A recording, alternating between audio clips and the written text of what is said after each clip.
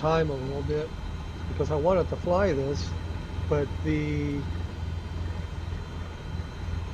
sound was crackling.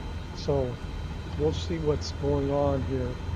I'm going to go ahead and set up the plane.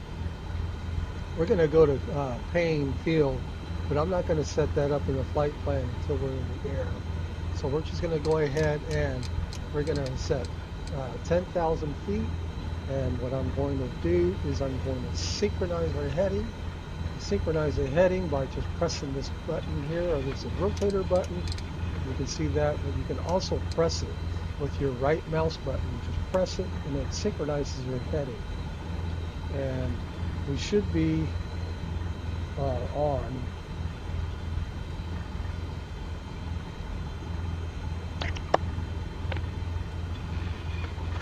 I think I saw my, I had some enhancements on my microphone, and that was causing the crackling sound.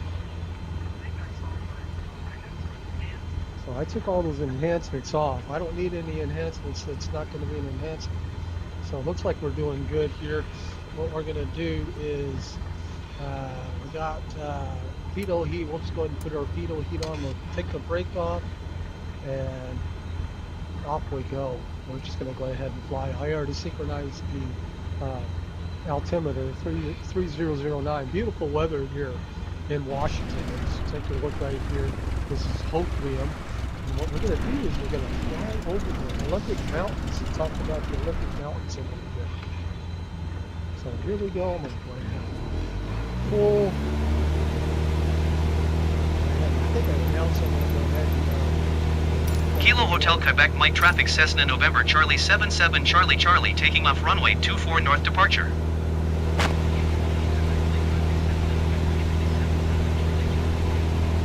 Airspeed is alive. Rotate.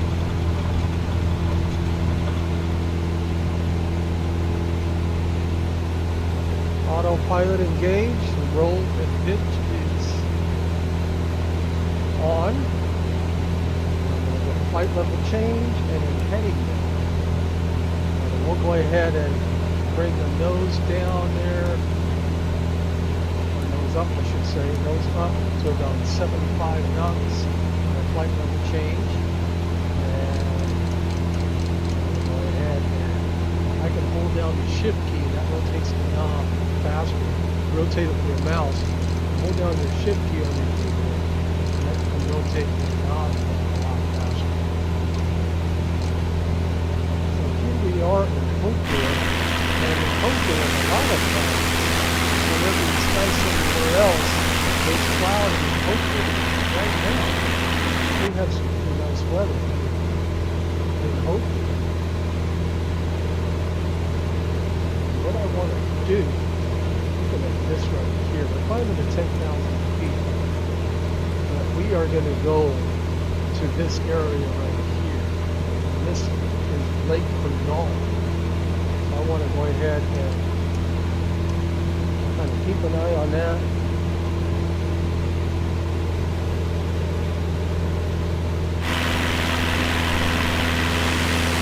Hopefully I'm there in the background. I think there's a little bit of problem.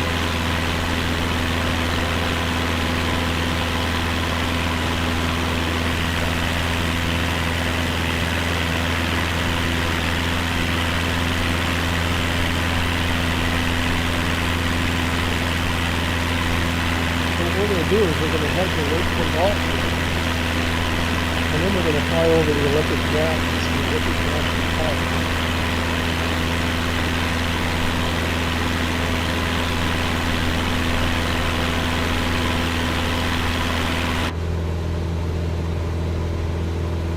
Climbing that good right here.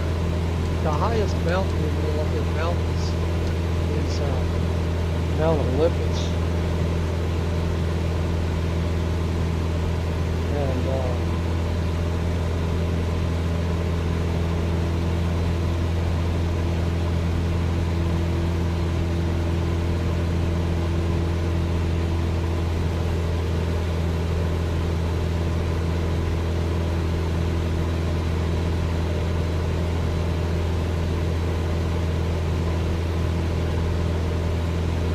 Mount Olympus is the highest peak, and that's an elevation of 7,980 feet.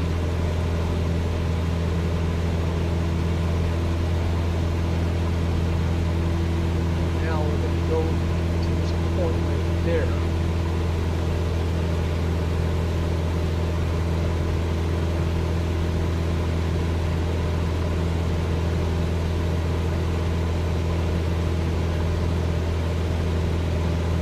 Olympic Mountains map.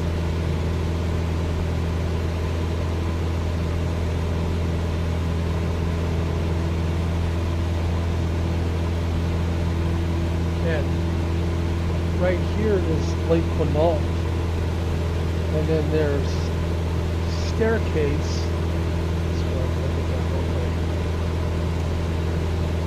Here's Lake Quinault right there. There's staircase right here. Dozy Wallops right here. Hurricane Ridge is about in this area right here. There's also Deer Park and Hurricane Ridge. And then there's Elwha, which is about right there. And then Solduck is in this area right here. And then there's the whole rainforest, which is in this area right here. And then this right here is Lake Crescent.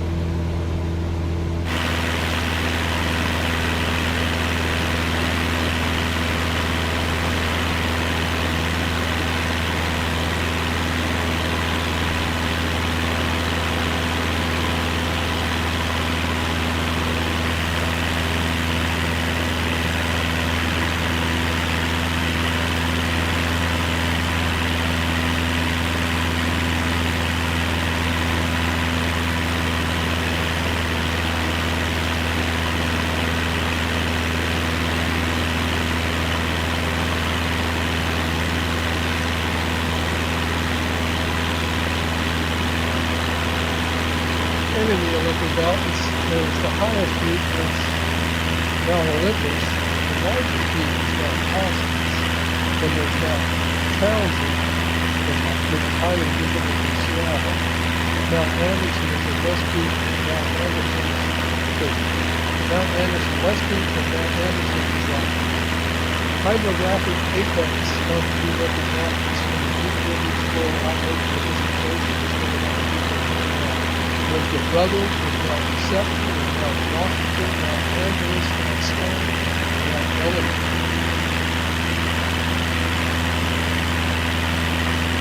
And,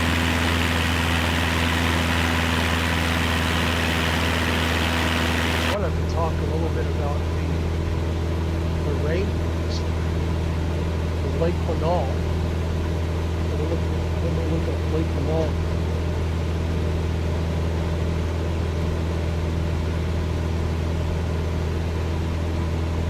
Lake Quinault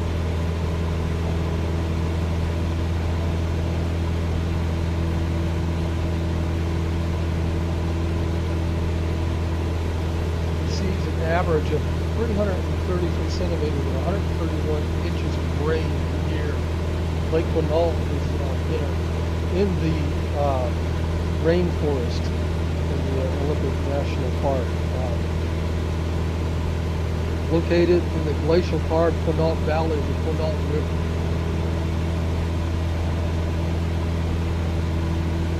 It's one of the most dominant features. Okay, one of the most dominant features of Lake Quinault is its location within the Quinault Rainforest. So that's where we're heading right now. A clear day like this over Quinault Rainforest is rare, actually. There's more cloudy days and rainy days than there can be like clear days.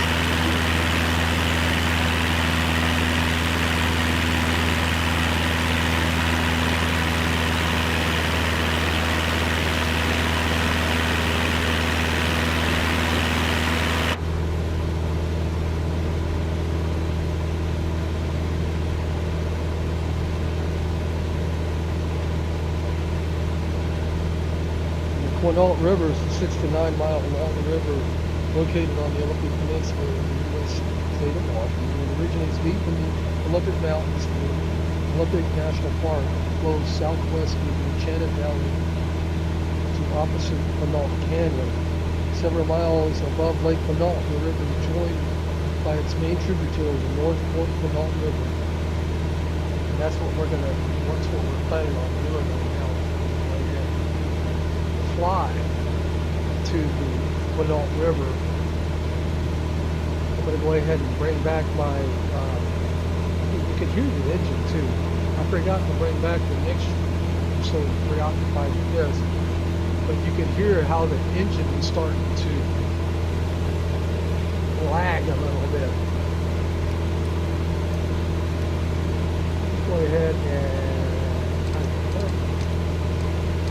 a little bit north there. I want to go along this ridge right here, and then we'll fly along here. Probably by the time we get there, we'll be at 10,000 feet.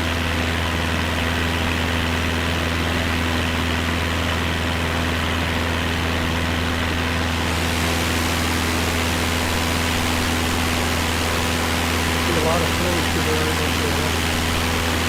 A lot of love.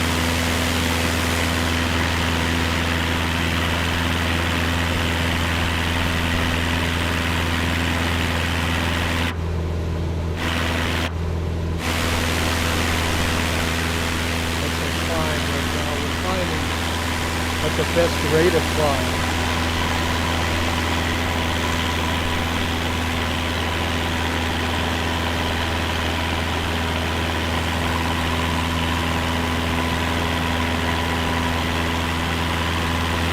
Clear skies,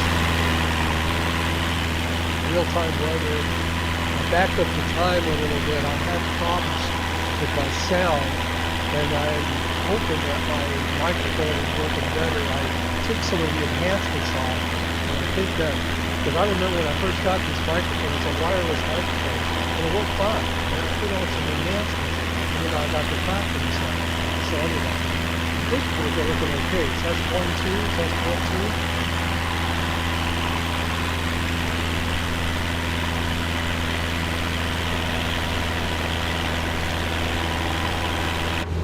2. I did turn it down a little bit too. Maybe I should turn that back up.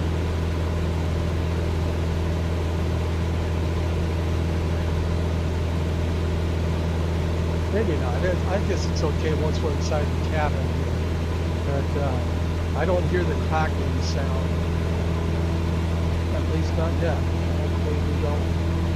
Going outside the plane, maybe I'll back away from the plane with the drone, or maybe I can turn it up here a little bit. Let me go ahead and open this up again.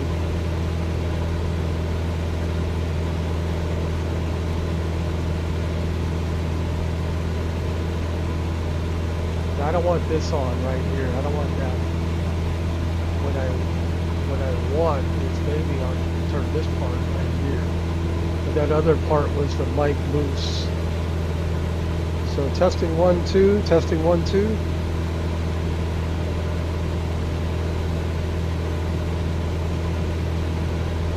I think that'll work.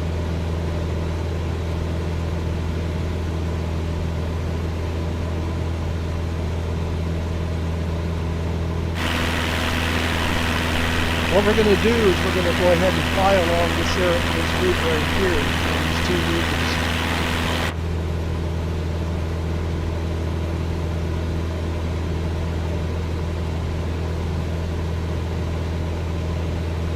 There is a little bit of cloudiness. I'm looking outside my window and I see some cloudiness.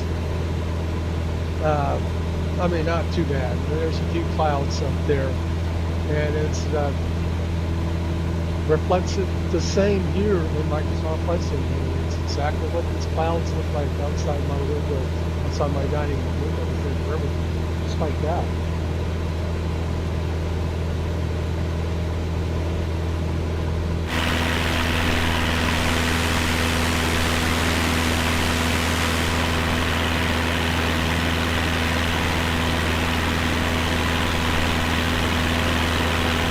beautiful weather here in Western Washington.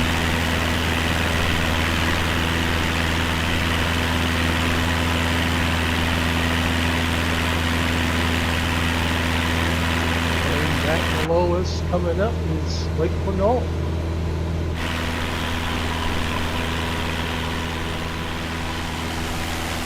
Go ahead and speed up the drone here a little bit.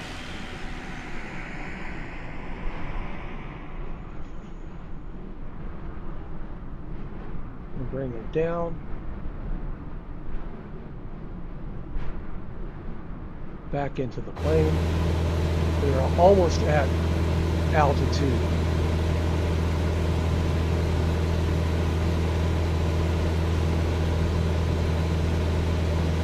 Pacific Ocean there in the distance.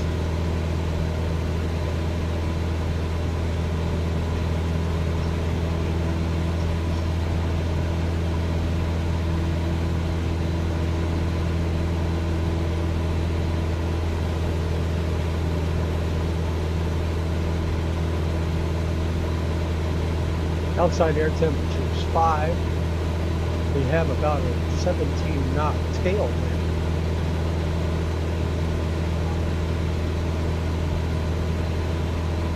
Coming from the south.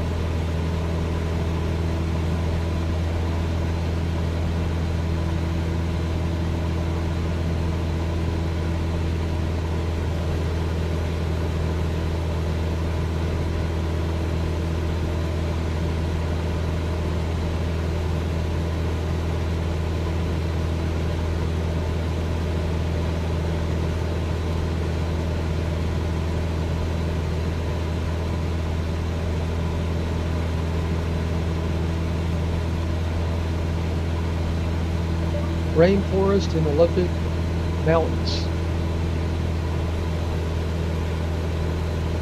There's the Quinault Rainforest, the temperate rainforest, which is part of the Olympic National Park and the Olympic Forest in Grays Harbor and Jefferson counties. The rainforest is located in the valley formed by the Quinault River and Lake Quinault. On the other side of the Olympic Mountains over in Swim, there's only about a foot and a half rain a year, about 17 inches. Well, in this area right here, there's about, according to Wikipedia, there's about 17 feet of rain a year.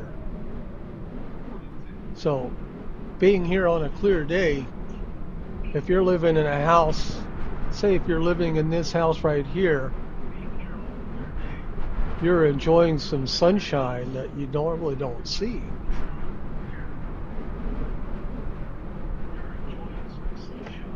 I'm not sure, but I think that might be Highway 101 there.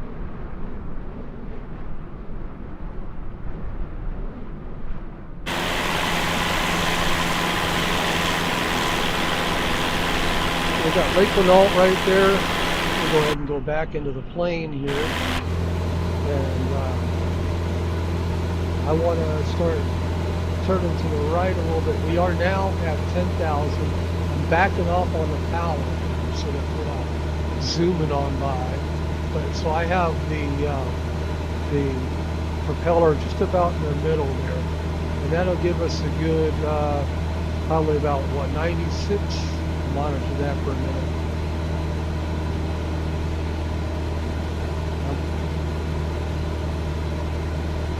Get over here. Thank you. And go ahead and start going east a little bit. We are at a steady 91, 92. Put that right about the middle there. 90 knots, flying on the autopilot. I'll get a little more juice. I don't want to have to use the flaps. But there's Lake Quinault right below us. Back into the drone here. And there's Lake Quinault. There's probably a a lodge there or something. I've never been to, I don't think I've ever been to Lake Quinault. I've been down the whole rainforest. Went there on a clear day one day, and even in the summer, I mean, it was dry everywhere else, but the roads were still damp. A lot of dirt roads. Look at that baseball field right there. That would be a pretty nice lake to go to, I would think. Don't think that I've ever been to Lake Quinault. I've been to Lake Cushman, which is on the other side of the mountains. But, we got Lake Quinault and then the Quinault River, which apparently the Quinault River. Okay, so area activities included fishing, with permit, of course, scenic drives. A loop around the lake is longer than 30 miles. So if you loop around the lake here, that's a 30-mile loop. I'm gonna have to do that one of these days. I'm trying to straighten this drone out. It's always getting tilted. I don't know why.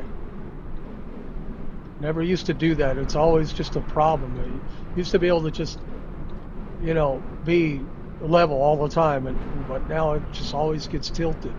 Another note there, Microsoft Flight Simulator, your drone gets tilted.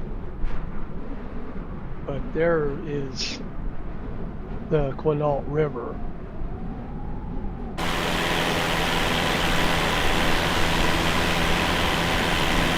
And we are headed now straight for Mount Olympus.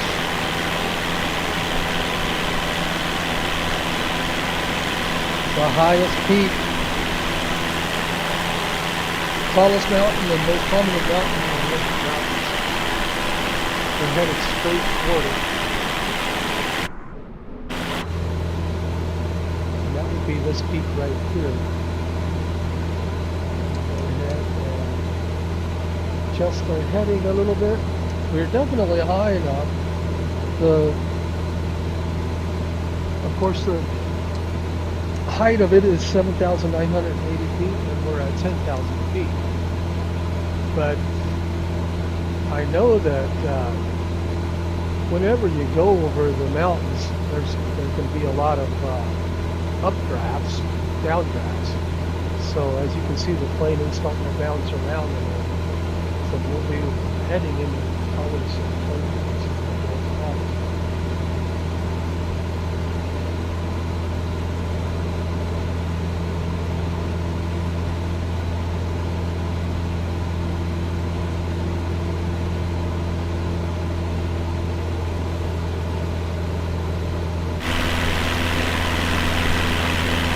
Back into the drone here. See how it's kind of tilted again? I didn't do anything. And it's just tilted. But there is the Quinault River, which runs quite a ways. I'm going to go ahead and follow that down. I've got F6 to speed up the drone. There's, I believe, the main river is right here. There's another portion.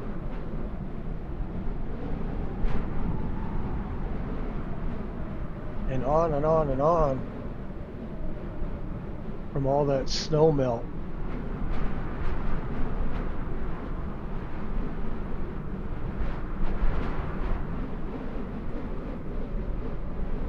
And then going back to the plane here. Go ahead and let's have 6 again. And our destination is Mount Olympus. That would be this mountain right here.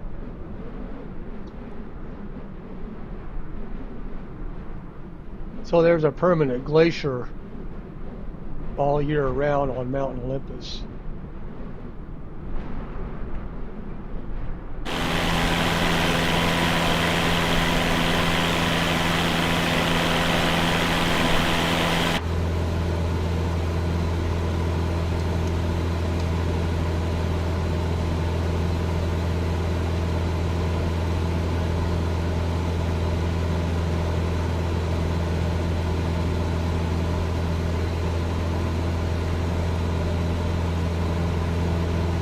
Due to heavy winter snowfalls, Mount Olympus supports large glaciers despite its modest elevation and relatively low latitude. These glaciers include Blue, Cove, Humes, Jeffers, Hubert, Black Glacier, and White, the longest of which is Howe Glacier at 3.06 miles. The largest is Blue with a volume of 0.14 cubic miles and area of 2.05 square miles. As with most temperate latitude glaciers, these have all been shrinking in area and volume and shortening in recent decades.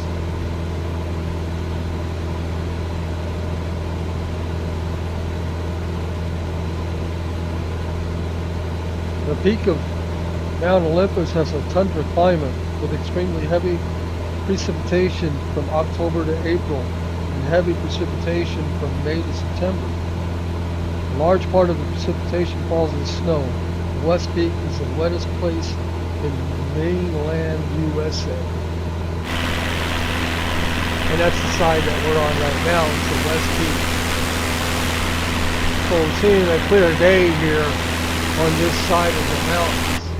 There's a tree.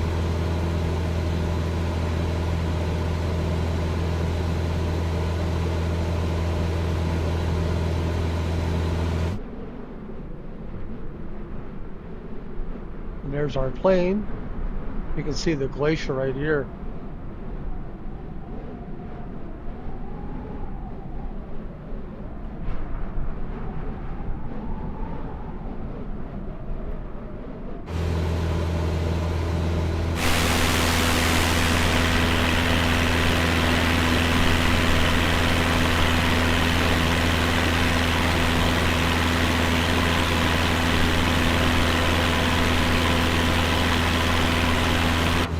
What I want to find,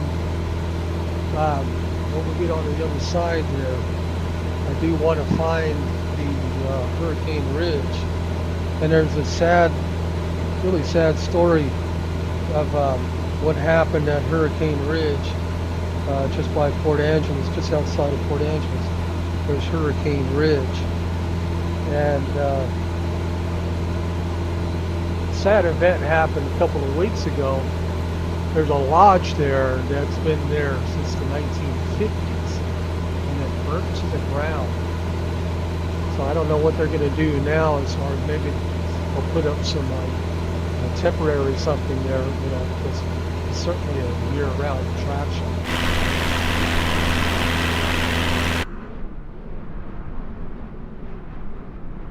See the plane right there, just about ready to fly over Mount Olympus.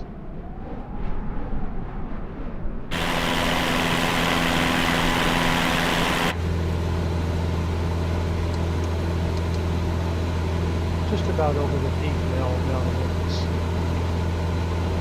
I look at Flight Radar 24, and a lot of times I'll see if there's, of course, there's planes flying high overhead, jets and whatnot, but there's not hardly any planes like a Cessna flying over the Olympic Mountains. Of course, it can be done. I'm sure that people do it. But I was looking at Flight Radar 24 the other day, and I saw a helicopter, and I thought that was pretty interesting. I didn't know whether they were, over the national forest part of the Olympic Mountains, or if they were over the national park. It could be that they were over some part of the national forest, and there's helicopters that do logging operations. Or it could have been just a helicopter touring the mountains like we're doing right now.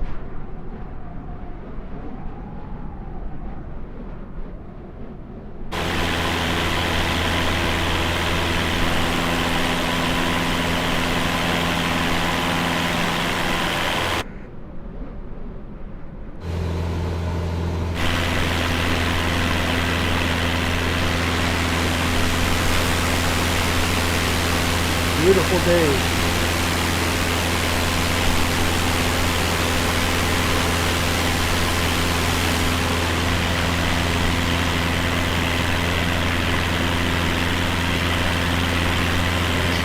Right there.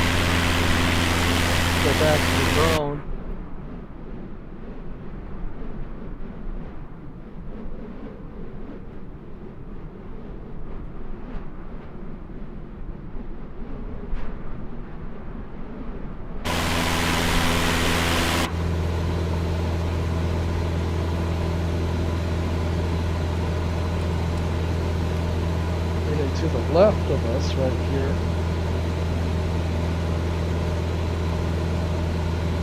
left, you see another river there. And if you keep going left, you'll run into a town called Forks. But that river right there, that's the whole river. And that's spelled H-O-H.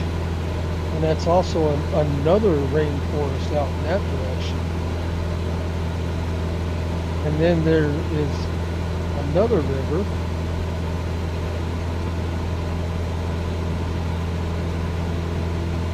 Which is, I think it's in Soda. That's the whole river that we're looking at right now.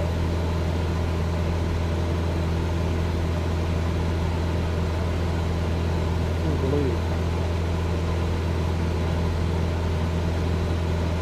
And there's also the whole rainforest, which is H-O-H.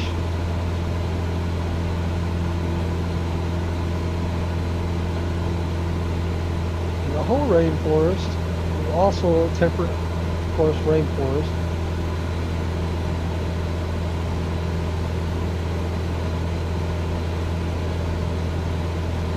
And the whole rainforest is the wettest forest in the contiguous United States. It's hitting more than 100 inches of rain a year. I guess it even outdoes the Queets and the Quinault rainforest. So 100 inches of rain a year. That's amazing. And then you go on to the other side here. On this side right here, of course, it's Port Angeles and Swim. And there's what's called a rain shadow. All these mountains block those clouds, and so in Squim, that's spelled S-E-Q-U-I-M, Squim, Washington. The climate, Squim is in the rain shadow of the Olympic Mountains, so annual precipitation is only 16 inches. So if you want the sunshine, go to Squim.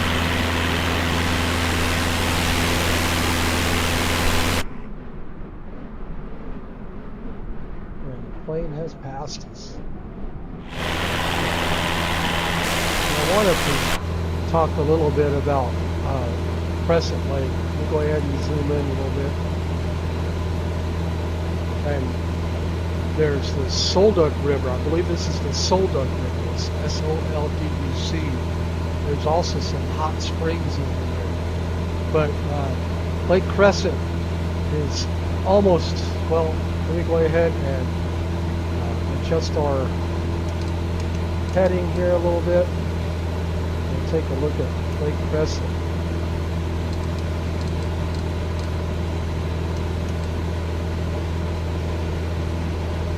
The Crescent Lake.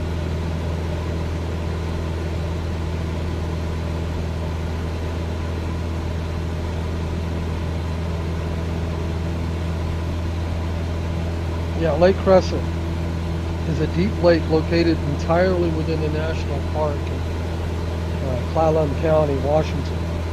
Me and my wife, we were driving home along, and it was in the summertime, and we're driving along 101 along Lake Crescent. There's Lake Crescent right there.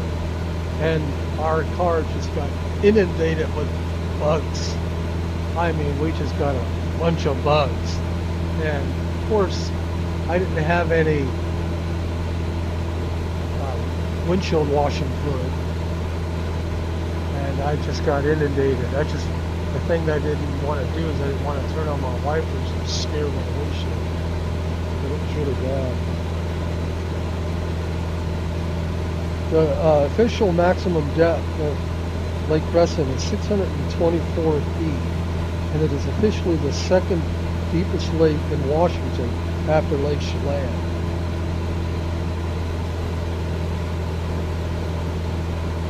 It's a very beautiful lake.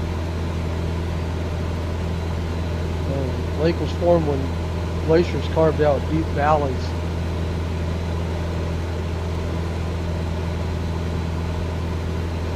Approximately 8,000 years ago, a great landslide from one of the Olympic mountains dammed Indian Creek, and the deep valley filled with water. Many geologists believe that Lake Crescent and nearby Lake Sutherland formed at the same time, but became separated by the landslide.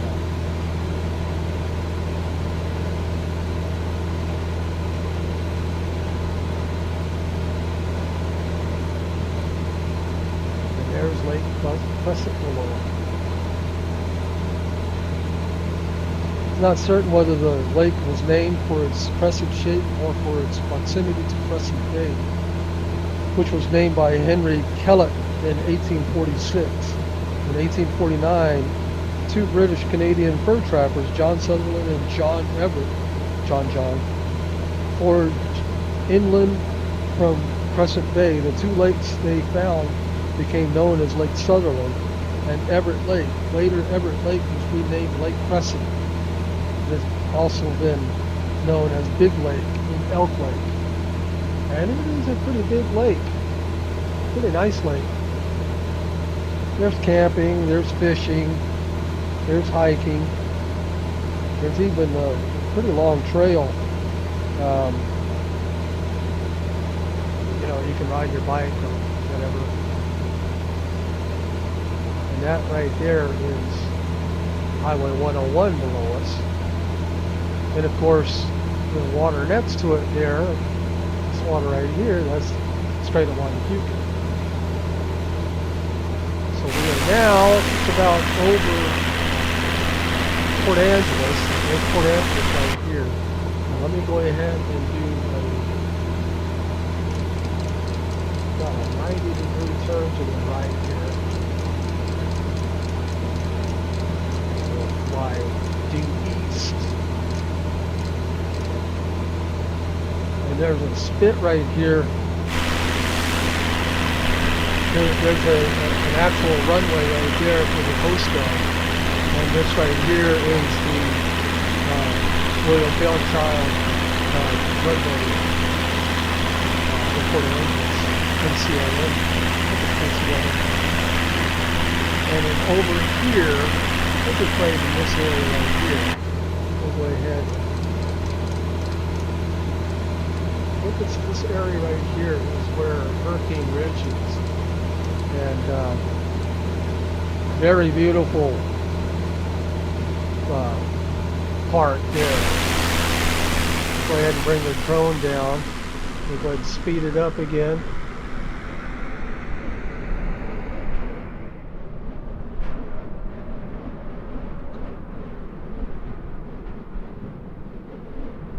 I believe that's Hurricane Ridge here. I think that's Hurricane Hill. What you do is you go to the lodge right here, and here's the lodge.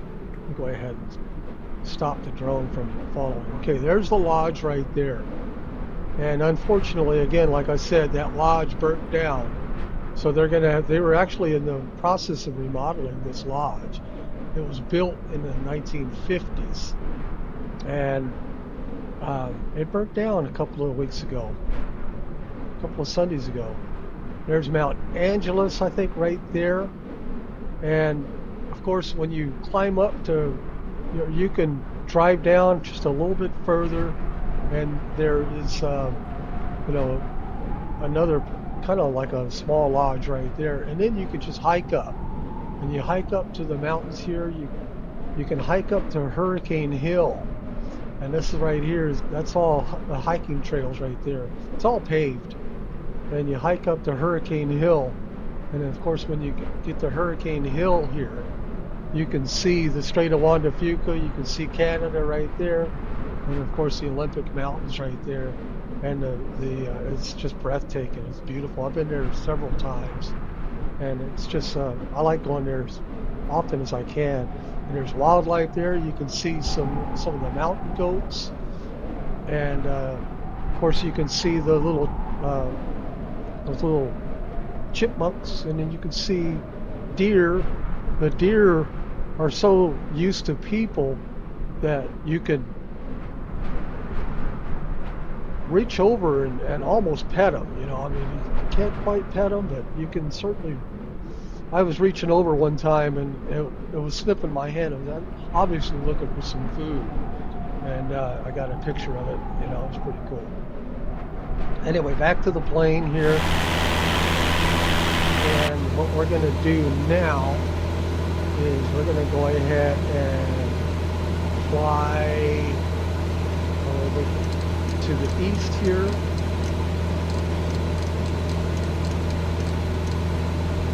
And what I'm going to do is I'm going to go ahead and set up my flight plan to a direct destination, and that will be Kilo Alpha Echo. That would be Paine Field. Enter. Say none on the runway. Now what I want to do is I want to get the frequencies. So press enter on that. Press the button here, and then on the second radio here. I'm going to go ahead and put it on the second radio there, and I want to put the ATIS right here. So just press enter. Watch what happens in this number here. Press enter, and then change that number. I'm going to go ahead and make that active. We'll listen to it here in a minute. Now, I'm thinking from the wind coming in from the south that it's probably going to be ILS 16 right. So I'm going to go ahead and put this right here. I'm going to go ahead and put this number right here. So I got that highlighted, and there's that number right there. Press enter, and that changed it. That put in the 103. Or 109.3, it's there. And I'm going to go ahead and make that active, and I'm going to go ahead and monitor that by pressing the nav. So we'll listen and we'll hear when we're in range, we'll hear the Morse code for that. So our flight plan right now I put it in there, but now I need to put a direct to it. So I'm going to go ahead and put a direct, and I'll activate that, press enter, and now I will start my nav right here, and then the plane will follow. So now we're following this right here. And let's go ahead and see if we can find, or hear, listen to the ATIS. We might be within range. So I'm going to light up COM2. Paine Airport information, Quebec 0200 Zulu. Wind 337 at 6. So 34. Visibility 10. Sky conditions, ceiling 14,100 feet broken. Temperature 17. Dew point 10. Altimeter tree 0.07. Visual runway tree for right and visual runway tree for left in use. Landing and departing runway tree for right and runway tree for left. VFR aircraft say direction of flight. All aircraft read back hold short instructions. Advise controller on initial contact you have Quebec. Okay, so we have Quebec, and I'll go ahead and go back to the frequencies here again. And so there's only one ILS there, and that will be to the 16 right. So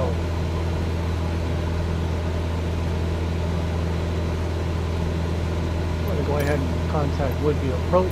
Whidbey Approach Cessna November Charlie 77 Charlie Charlie is type Cessna Skyhawk 5 miles southeast of Whiskey November 2110,000 feet. Request flight following. And we're going to do procedure right here. So Cessna November Charlie 77 Charlie we Charlie want to Whidbey do Approach. Squawk 34 right. 6575. Was it 34 right? Squawk 6575 Cessna 7 Charlie Charlie. On memory. Cessna 7 Charlie Charlie radar contact 5 miles southeast of Whiskey November 2110,000 feet. Altimeter tree 0.08. Roger Cessna 7 Charlie Charlie. Let's listen again. Paine Airport Report information, Quebec 34 right and 34 left. Wind 335 at 6. Visual 34 right, 34 left. So we'll go ahead and select 34 left. How's that? Do a visual. So there's no, okay, let's do an RNAV. Do an RNAV, which is an RNAV and LNAV. It's vertical. Okay, so we'll go ahead and do RNAV. Press enter, and we'll do the Seattle initial approach fix, or the Royal. Okay, probably Seattle, or C. Is that Rario? So there's C, that brings us a little further out, and there's Rario there. Why don't we do Rario? Let's hit there. And load. And so we got 3,000 feet there. So apparently what we're going to do is fly over Paine there. Well, let's go ahead and bring this down here. I'm going to go ahead and bring it down to 2,000 feet. And I'm going to arm my vertical navigation arm. And so there's our top descent right there. That's when we'll start descending. And we'll fly over Paine Field there, and then we'll go to the right to Raro and then circle around. I believe that's how it's going to work. So the final approach fix is 2,000 feet, and that's why I set it to 2,000 feet. Not exactly sure that's how you do it, but that's how I do it.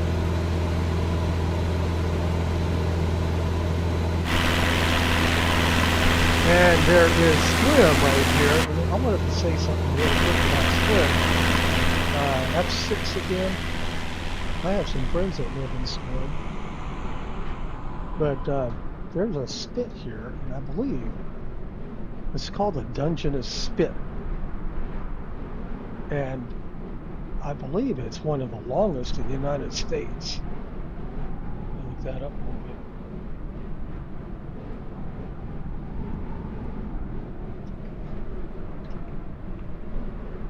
Okay, what happened to light?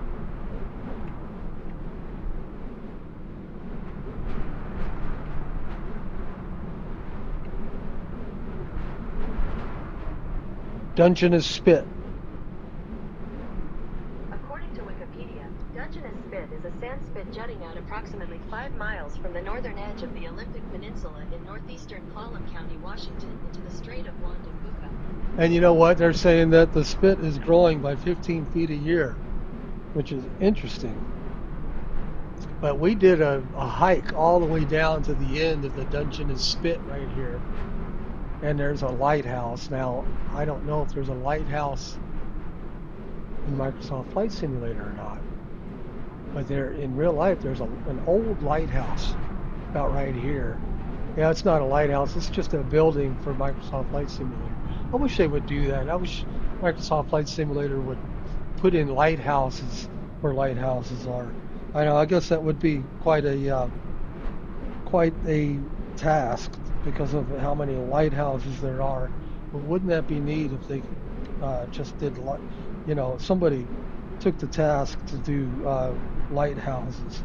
But it's called the New Dungeness Lighthouse, located at the end of the spit.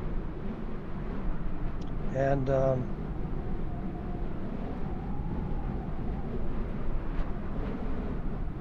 I thought I read somewhere that it was the longest in the United States, but I'm not reading that right now. Spit is open to the public year-round. I tell you, it's quite a hike. I was pretty tired whenever we got back.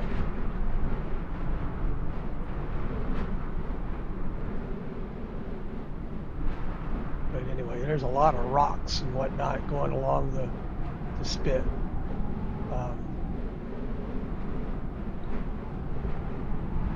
And you just walk all along here. on the squim, and then there's some cliffs. Anyway, that's the Dungeness Spit.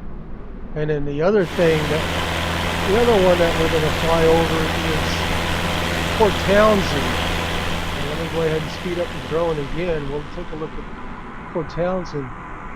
And in Port Townsend, there's Fort Worden, which is an old World War I fort. And there's all kinds of information on that too. I just don't really have the time to look it up right now. But this is Port Townsend. And there's a paper mill over here. I think there's a paper mill right there. That's a paper mill. And downtown Port Townsend, it's about right there. There's boat yards and stuff like that. And there's nice little quaint shops and restaurants. And the fort is about right here. That's the old fort right there, Fort Worden.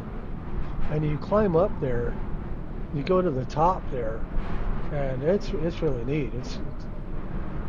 I remember for years, there's a good portion of it there that I never even knew about because it was hidden by the hills. And we walked up there, and I'm like, I never knew this was here. And there's just a lot to see there. So if you ever get a chance when you go to Port Townsend, check out Fort Worden. So we are now 7 minutes from our top descent.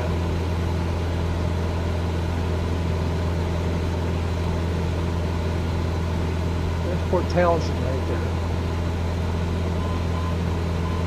All right, so we hear our Morse code there for ILS. What was it, runway 16? But we're not going to be doing that. We're just going to be doing the runway on the other side.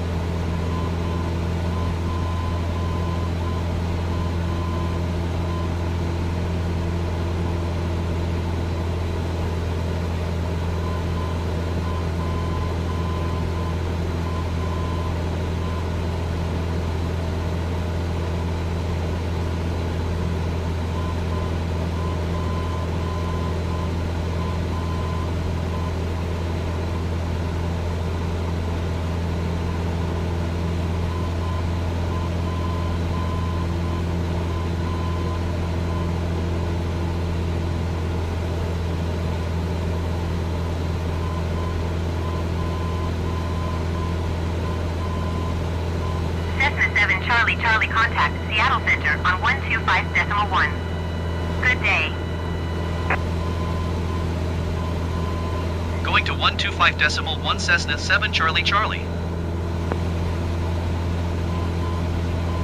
Seattle Center Cessna November Charlie 77 Charlie Charlie 10,000 feet. Cessna November Charlie 77 Charlie Charlie Seattle Center altimeter 30.07 continue as planned. Cessna 7 Charlie Charlie contact Whitby approach on 118.2. Good day. Shut off the audio there. Going to 118.2 Cessna 7 Charlie Charlie. So that's SkyWest Airlines. Whitby approach Cessna November Charlie 77 Charlie Charlie 10,000 feet. Vancouver. Cessna November Charlie 77 Charlie Charlie Whitby approach altimeter 30.08 continue as planned.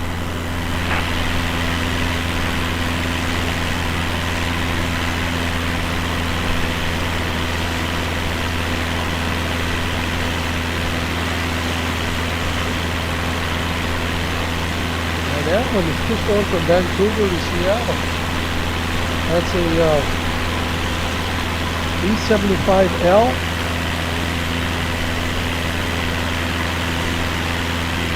E75L. NVIDIA E75LR.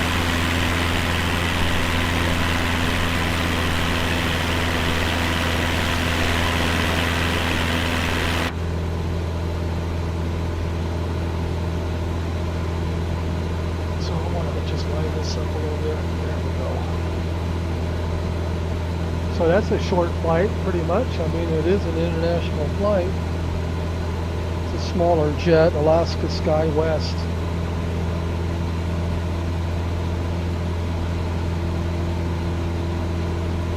You can see it right here. Plus 11. So on top of descent, we are 3 minutes and 50 seconds away.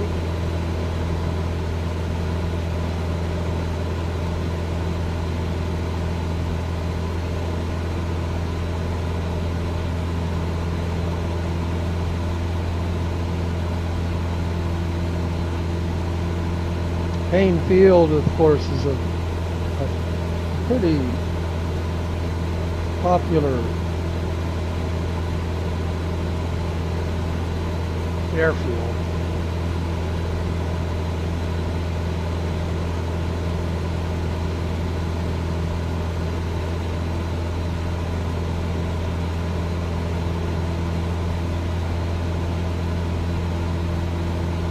Kilo Papa Alpha Echo.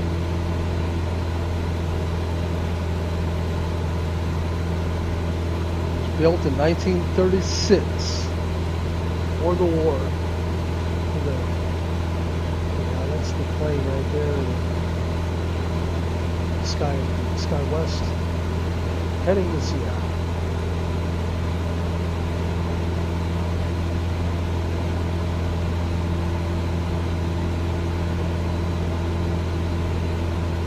You know what I forgot to do is I forgot to set my fuel to 70 whenever I started this flight, and I only started it at 50. And looking at this engine system, we used 8.6. We have 19.4 remaining, so we got plenty.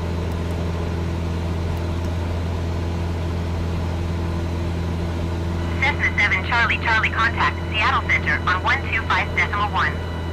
Good day. 125.1 Cessna 7 Charlie Charlie. Seattle Center Cessna November Charlie 77 Charlie Charlie 10,000 feet. Cessna November Charlie 77 Charlie Charlie Seattle Center altimeter 30.07 continue as planned. Cessna 7 Charlie Charlie contact Seattle Center on 128.5. Good day. We're just about over 128.5 for Island Cessna now. 7 Charlie Charlie. is Woodby Island right here. Seattle Center Cessna November Charlie 77 Charlie Charlie 10,000 feet. Cessna November Charlie 77 Charlie Charlie Seattle Center altimeter 30.07 continue 1 as minute. planned. 3007. 1 minute to top of descent. I believe that's Friday Harbor over there. The San Juan Islands fall along that direction. You can see the vertical navigation getting ready now to go active.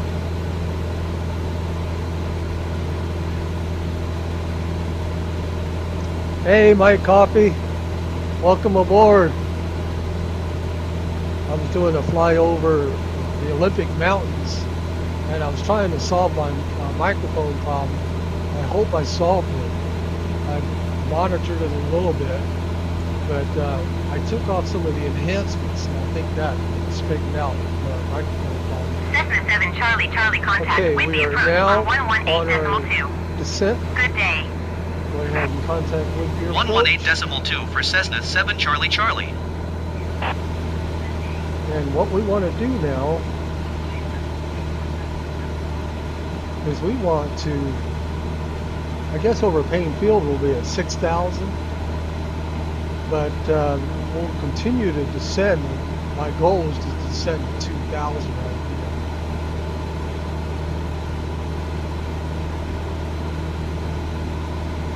here. And we got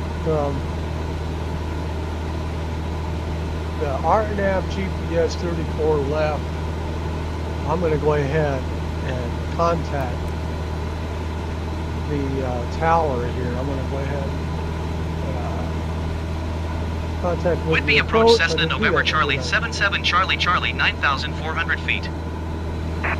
Cessna November Charlie 77 Charlie Charlie Whitby approach altimeter 30.07 continue as planned. Okay, so I'm going to go ahead and do the nearest airport. We're going to go ahead and contact the tower, and I'm going to ask for a full stop Paine landing. Tower Cessna November Charlie 77 Charlie Charlie is 10 miles west 9,200 feet with Quebec to land. With Quebec. Cessna November Charlie 77 Charlie Charlie Paine To the Tower. left. Altimeter 30.07 wind 354 at 6. Fly Got it all left set traffic up. runway 34 left. Very good. Fly left traffic Let's see if I runway can do 34 this. left Cessna 7 Charlie Charlie.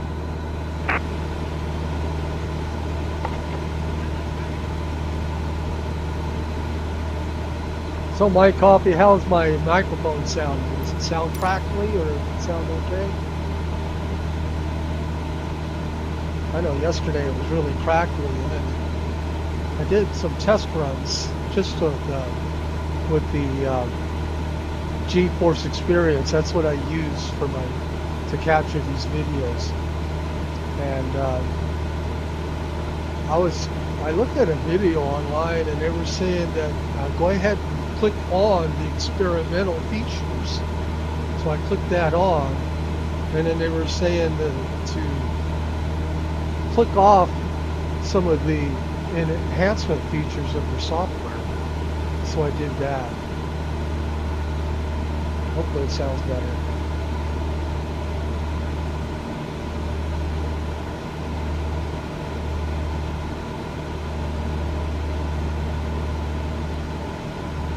Whidbey below us.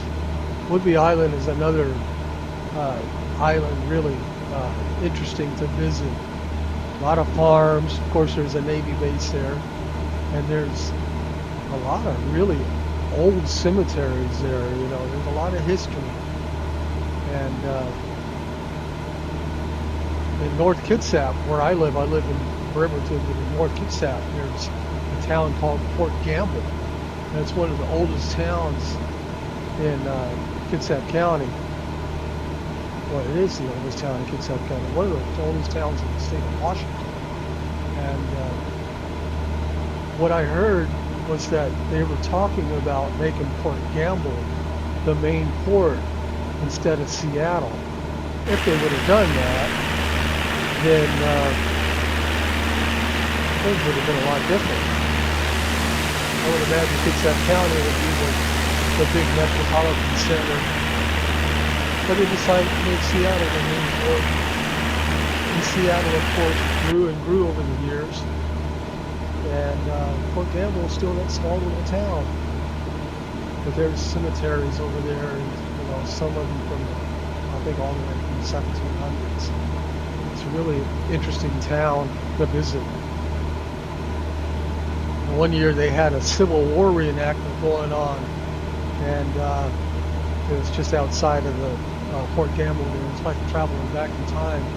Another year they had a medieval reenactment going on. The other thing about the medieval reenactment is they didn't have any they had long hot dogs, but they didn't have any bratwurst. And I've been to some medieval reenactments over there in Germany, and they sell bratwurst and large pretzels, and they weren't selling any of that. You know, anyway. Paine Tower, Horizon Air 2313 at runway tree for So left Horizon ready for Air departure IFR to San 2313. Francisco. That's what we see right there. Horizon Air 2313 altimeter QFC 30.07 wind 2313 going to San 354 Francisco. at 6. Cleared for takeoff So we're runway going to 34 take left. off. We're flying right over the runway, about 6,000 feet here. And I do have my Cleared for VNAV takeoff runway tree for left Horizon vertical Air path is active. 2313. Once we get to Paine here, we're going to take the right and go to Rario. That's our initial approach phase.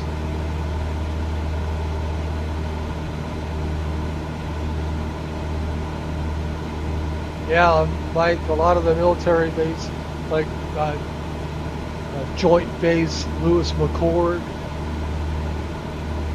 It used to be Fort Lewis and McChord Air Force Base. Now it's a joint base. So we started our turn here.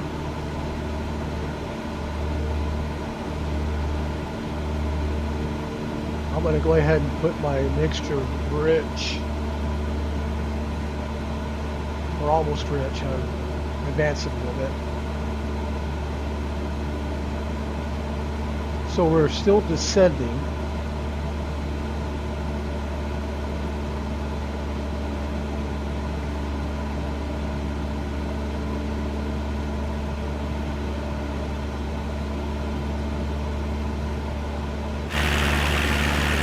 We are now over some photogrammetry. There goes Horizon Air on its way. What did they say? San Francisco? Horizon Air 2313 contact Seattle Center on 128.5. Good day. So Paine Field is also used for some long flights.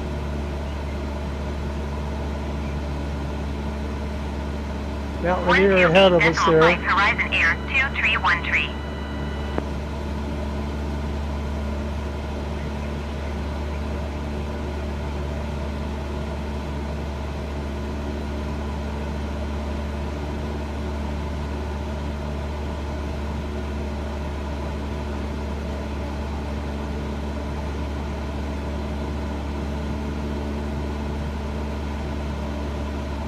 Joint base, yes, always thought there was too many back in the day, and there's still Rainier Beer. And hey, fly the Evening Magazine Beaver repaint.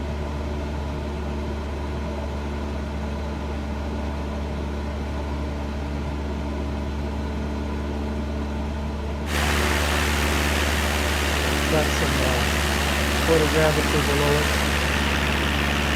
Is that Beaver? Is that one of the, obviously it's one of the seaplanes, right?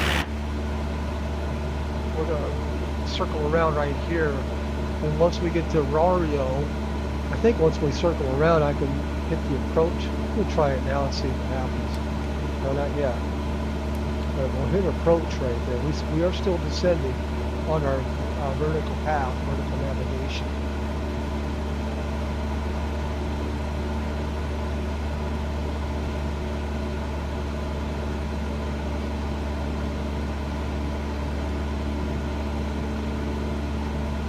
Okay.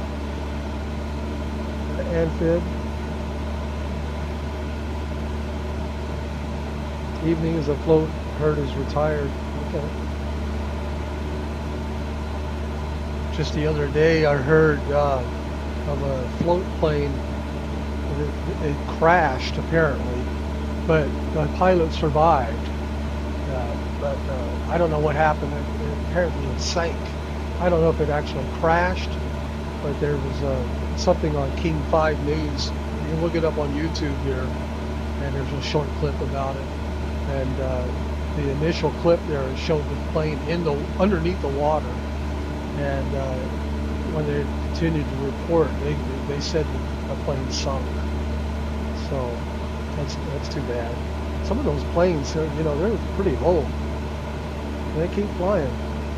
If you ever go to a town called Hansville there, it's right along the northern part of Kitsap County, and you can see all the seaplanes there flying overhead. They fly pretty low too, but you see them all the time. I'd like to, one of these days I'll have to get into one of those and fly in it. Of course I won't fly it. I'm not a pilot, but fly in it. Do a little bit more flying in real life.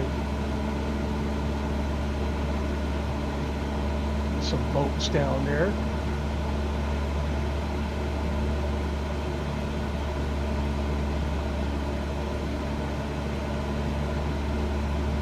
I think we're going to be flying over. There's Seattle straight ahead, of course.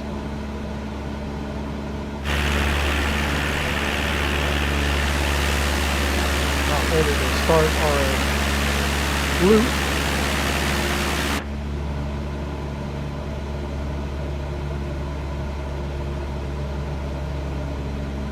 So we are now we're on our hold here. We'll go ahead and we're at 3,000 feet. So we're going to go straight. Let's see if I can arm my approach now. I can. So my approach now, my glide path is armed. So that should take us the rest of the way. Got a plane next to us. Look at this. Okay, that's the one taking off going to. Let's circle around, and it's taking off going to San Francisco. And there's a FedEx plane. I bet you that FedEx plane is going to Boeing Field or took off from Boeing Field. FDX 17. That looks like it took off from T-Tech.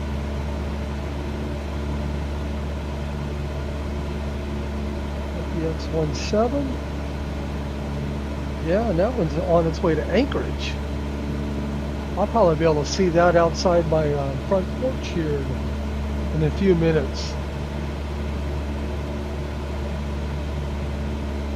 I can always see the planes flying out of my front porch. I can see the planes going to Anchorage. So we got a G right there. So we should be on a glide path.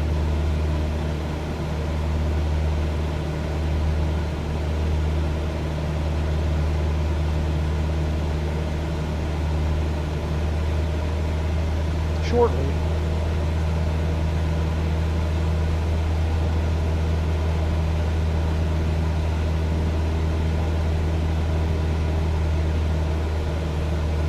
That's pretty cool, Mike. So your father was a pilot, huh? That's pretty neat.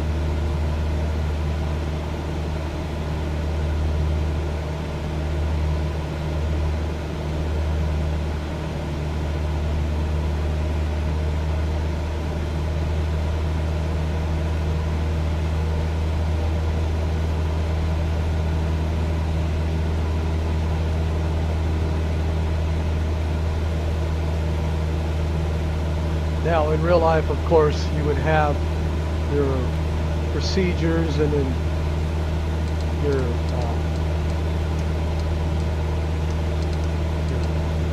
missed approach procedures and things like that.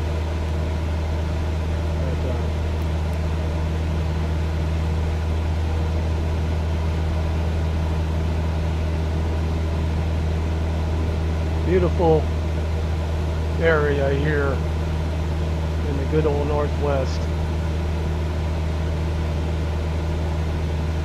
Well, that's pretty cool, Mike. VFR pilot, yeah.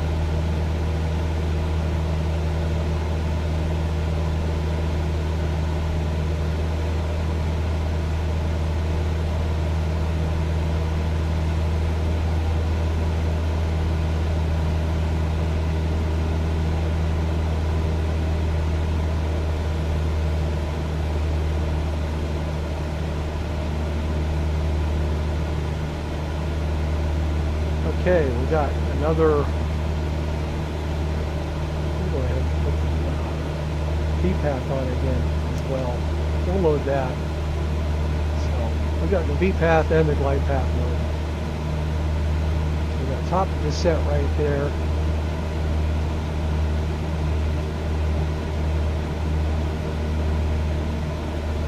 A 6-knot headwind, 340.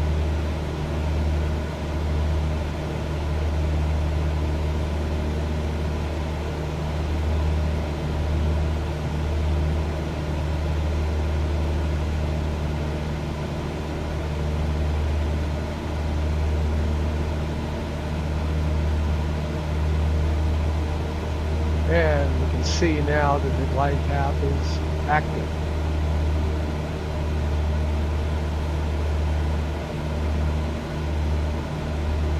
We'll go ahead and back off on the speed a little bit. Mount Baker, yeah, there's Mount Baker dead ahead. One of these days I'd like to go to Mount Baker. That's another mountain that I've never been to yet. Been in Washington since 1984. Yeah, I'd like to go there.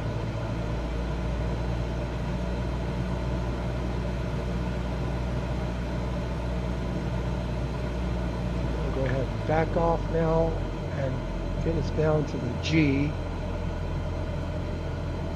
And then introduce some flaps here.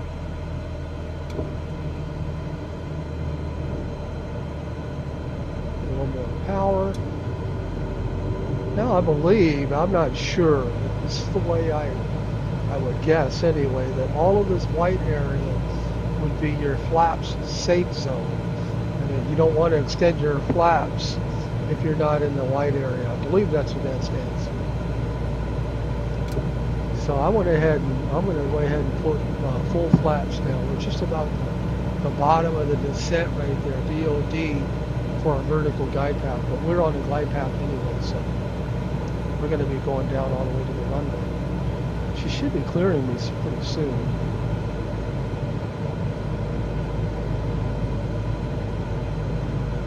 Beautiful photogrammetry down below. Last winter we went to, we spent a couple of nights in Arlington, or in Everett, in Arlington area.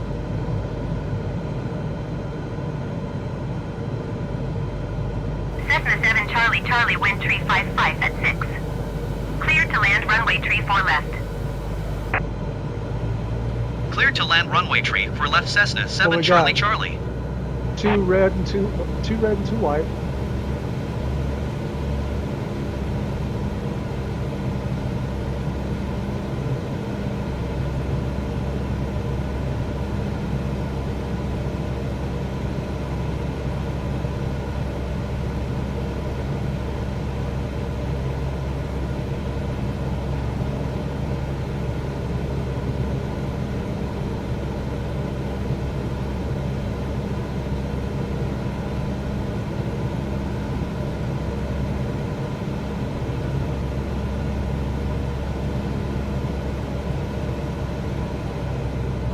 Fast, but bring it down to the G here.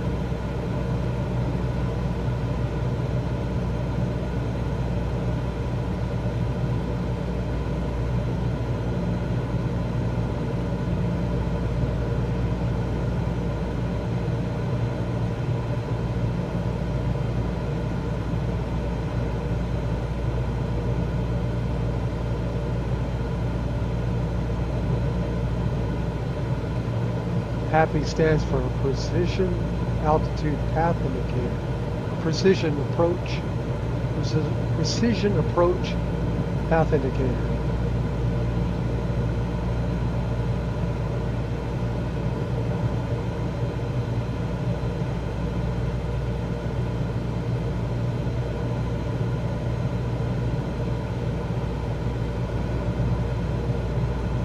I could look around and not even worry. Look at those houses, man. Those are some pretty nice houses. And I could look around and not even worry, knowing that I'm on autopilot here. But anyway, we are about, 1 minute, 31 seconds now from the runway.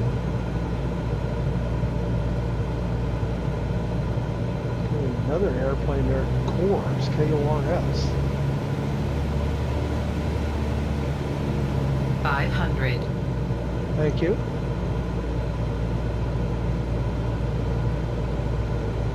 November 738 Sierra Echo. I'm going to look that up once we get on the ground. Got 3 red, 1 white. There we go. Adjust the power. That is a pretty big runway there. That highway there, and we stayed in a hotel way up here, and as we're driving along, of course, we can see the planes flying over. You can't see the runway from the road though, because it's kind of elevated a little bit.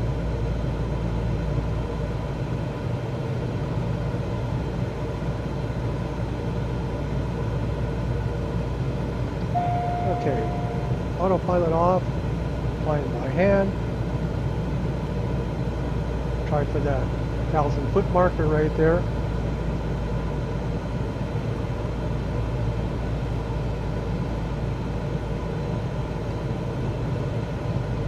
Go ahead and power idle here. Let's check the center down. Flare just a little bit.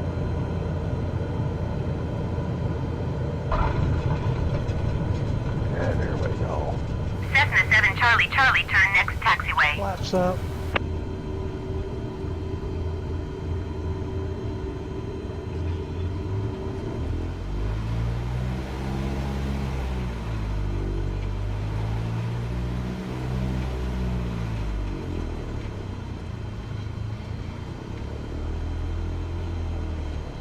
Cessna 7 Charlie Charlie, contact ground on 121.8. Going to 121.8 Cessna 7 Charlie Charlie. Charlie Charlie. Paine Airport information. And I always press 1 020 because Zulu. ground services Wind is 2. 354 at 6. Go back to clearance. Visibility 10. 1 ground. Okay, there we go. Go back to clearance. Request taxi to park. Paine ground Cessna November Charlie I always 7 press 7 1 Charlie by Charlie default, taxi to and parking. For whatever reason, Cessna 1 November by Charlie default 7 is 7 Charlie 8. Charlie taxi to general aviation parking via taxiway Alpha 7 Delta. Taxiing to general aviation parking using taxiway Alpha 7 Delta Cessna 7 Charlie Charlie. And I follow, there's a couple of pilots online, and there's this one, his name is Citation Max, and he flies a Cessna also, but his Cessna has jets on it, and it's a Cessna Citation. And anyway, what he does, whenever he gets onto the airport, he's already got a map of the airport with the letters on there, designated letters for the taxiways. But in Microsoft Flight Simulator, we can always use these arrows.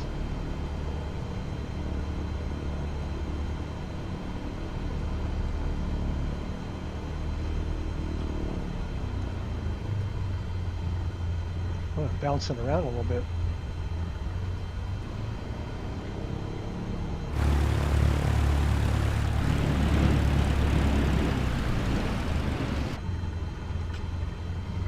Well, this is quite a pretty long runway here, or a pretty large airport, I should say. But of course he stops right there. I have a horn.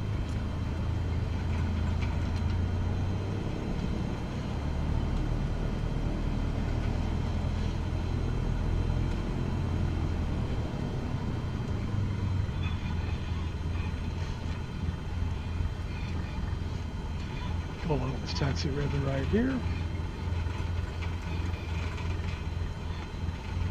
Anybody there waiting for me?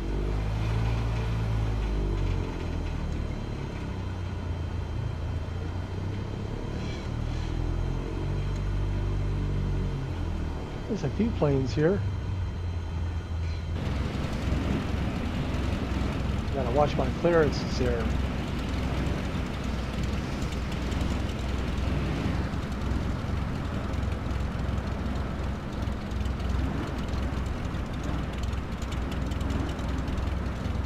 That's just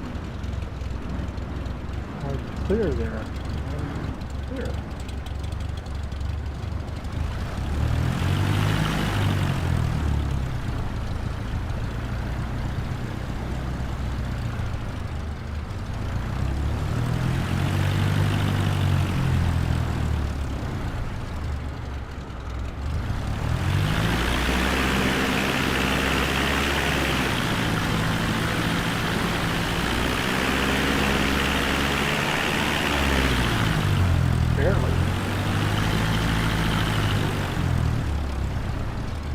Why did Microsoft Flight Simulator do that? I guess I could have went around the other way. But anyway. Not sure. I know that if I run into like one of those fuel trucks or something, then it just goes right through it. I don't know if it does that with the. I know if you hit a building, it'll in the flight, the plane will crash. If you hit another plane, I'm not sure if it'll actually end the flight and crash. Anyway.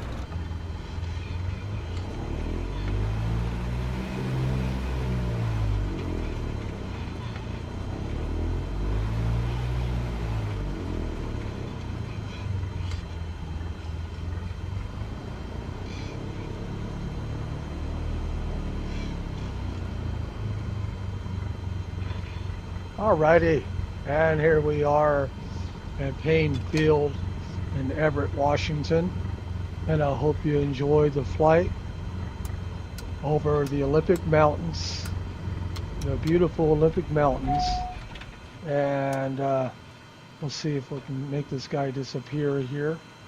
I think it's the battery. Is it the battery? Will that make him disappear? No. How about that one? No. How about this one? No. That did it. Alrighty, that guy's hanging around. He's going to help me with my luggage. So that's it. Thank you for flying with me, Mike. I hope you have a great evening. And we'll see you next time. Get a chance, rewind a little bit, check out the Olympic Mountains.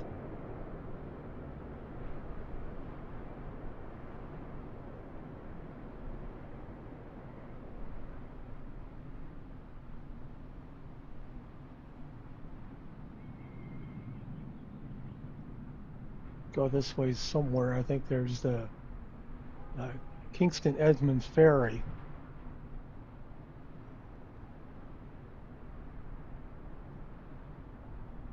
And there's Seattle.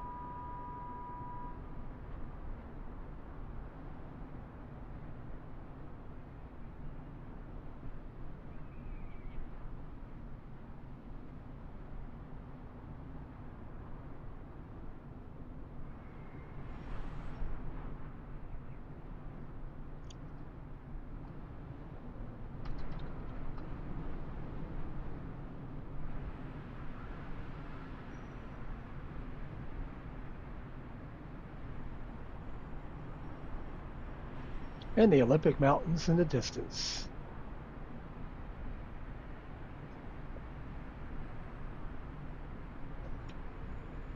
Have a good night.